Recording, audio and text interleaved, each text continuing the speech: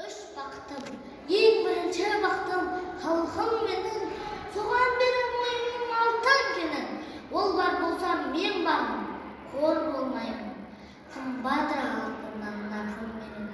Ал екінші бақтым тыным менің, тас жүректі тыныммен тілім менің.